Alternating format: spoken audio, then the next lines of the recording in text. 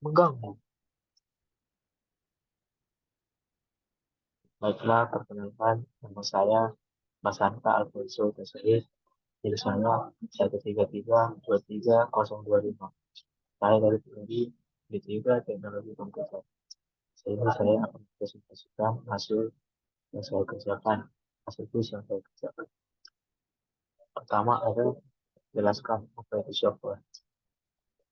Software adalah sebuah program komputer yang berfungsi sebagai sarana komunikasi antara perangkat keras dan user pengguna software tersebut. Yang kedua ada jelaskan jenis software dan berikan software. Jenis-jenis software misalnya contohnya ada by domain, by license, dan by market. Saya akan memulai dari by domain. Pertama ada sistem software. Contohnya ada Linux dan Microsoft Office. Yang kedua ada aplikasi software. Contohnya ada WhatsApp, Instagram, Facebook, dan lain-lain. Selanjutnya ada engineering scientific software. Contohnya ada Microsoft Excel dan Microsoft Word. Selanjutnya ada embedded software. Contohnya mesin fotokopi dan microwave. Selanjutnya ada web atau mobile application. Contohnya seperti toko-toko online, yaitu Tokopedia, Shopee, Lazada, dan sebagainya. Selanjutnya ada produk lain software. Contohnya ada word processing dan spreadsheet.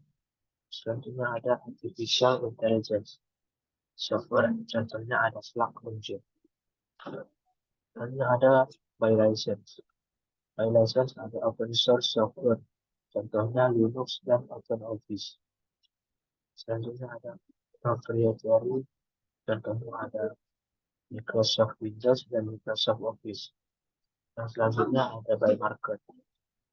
Yang ketiga ada by market, generic software, contohnya word processor, database management. Yang selanjutnya ada system set, contohnya adalah IDF control system dan DRI mobile. Selanjutnya ada soal nomor 3, yaitu generic process framework dalam software engineering terdiri dari 5 aktivitas. Jelaskan apa saja aktivitas tersebut. Aktivitas tersebut ada communication, planning, modeling, construction, dan deployment. Saya akan mulai dari communication terlebih dahulu. Communication adalah aktivitas yang melibatkan komunikasi dengan pemangku kepentingan atau stakeholder, klien, pengguna akhir, manajemen, dan tim pengembang. Selanjutnya ada planning. Planning atau perencanaan adalah aktivitas yang melibatkan perancangan perencanaan proyek yang mencakup aspek-aspek yang sangat penting seperti jadwal sumber daya, anggaran, dan manajemen risiko. Selanjutnya ada model, yaitu aktivitas melibatkan pembuatan representasi visual atau objek dari sistem yang akan dikembangkan.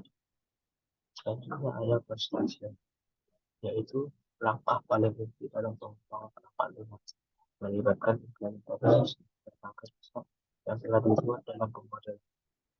Selanjutnya ada deployment, yaitu tahap pengujian dan langkah paling penting untuk memastikan perangkat lunak yang dikembangkan berjalan dengan baik dan tidak ada error. Soal nomor 6 yaitu jelaskan dua contoh. Selanjutnya ada jelaskan apa yang disebut dengan software process. Apa itu software process? Software process merupakan suatu proses yang melakukan aktivitas di saat suatu perangkat lunak dibuat, terdiri dari memulai suatu kegiatan, melakukan pemanggilan menuju kebutuhan, melakukan dan menuju kode yang akan dibuat, dan melakukan penyampaian dan memberi feedback. Soal nomor 5 yaitu ada jelaskan apa yang disebut software process model.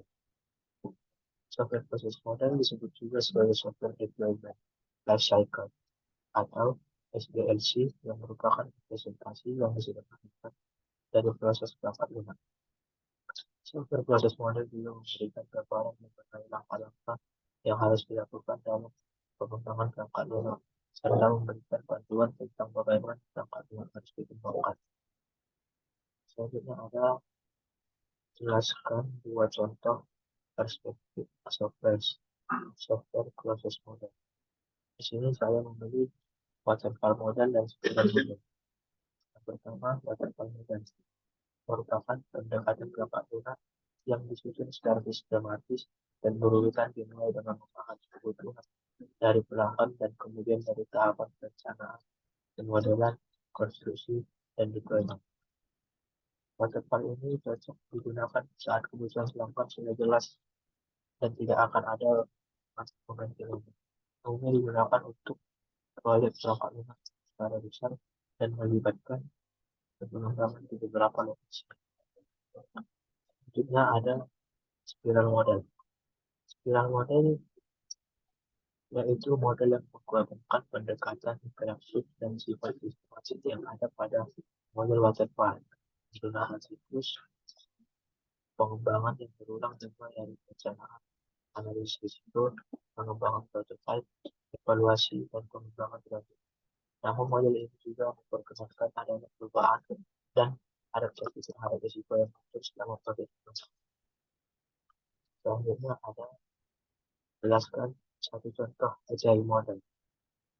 Saya memiliki contoh agile model dari Scrum. Scrum merupakan kerangka kerja pengembangan perangkat lunak yang berfokus pada kolaborasi tim dan adaptasi terhadap perubahan berbagai dalam proses pengembangan.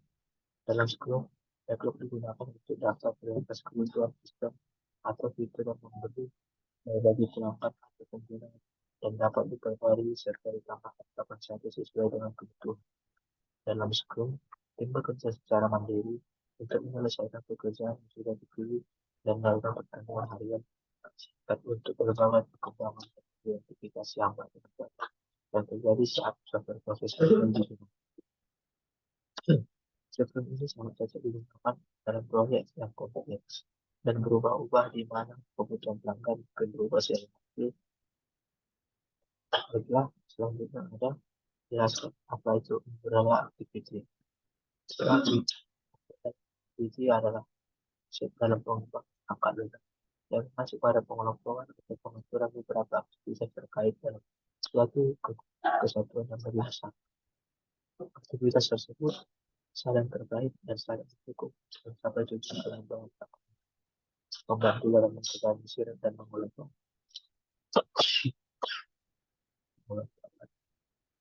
aktivitas yang terkait dalam suatu proses pengembangan. Dengan menggabungkan aktivitas tersebut dalam suatu umbrella activity yang jelas tentang aktivitas tersebut berhubung terhadap proses pengembangan.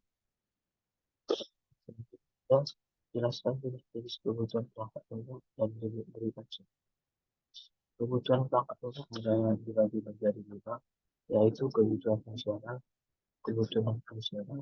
kebutuhan domain, kebutuhan pengguna, dan kebutuhan bisnis. Kebutuhan fungsional adalah kebutuhan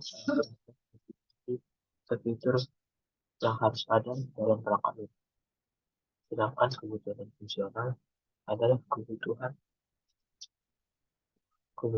fungsional adalah kebutuhan berkaitan dengan aspek-aspek fungsional dari perangkat lunak. Contohnya ada performa, keamanan, dan usabilitas. Selanjutnya ada yang ketiga yaitu kebutuhan domain. Kebutuhan domain adalah kebutuhan yang berkaitan dengan karakteristik dan sistem perangkat harus mematuhi regulasi keuangan berlaku. Contoh kebutuhan pengguna user requirements. Kebutuhan pengguna adalah kebutuhan yang berkaitan dengan kebutuhan pengguna terhadap perangkat lunak. Contohnya ada angka buka, pengguna harus benar digunakan dan intuitif. Selanjutnya ada kebutuhan bisnis, yaitu kebutuhan yang berkaitan dengan tujuan bisnis dan nilai ingin dicapai melalui pengembangan perangkat lunak. Contohnya ada aplikasi e-commerce harus dapat meningkatkan penjualan dan kepuasan pelanggan. Baiklah, berikut 9 pertanyaan sudah saya jawab. Sekian dari saya, Basan Alvin Terima kasih.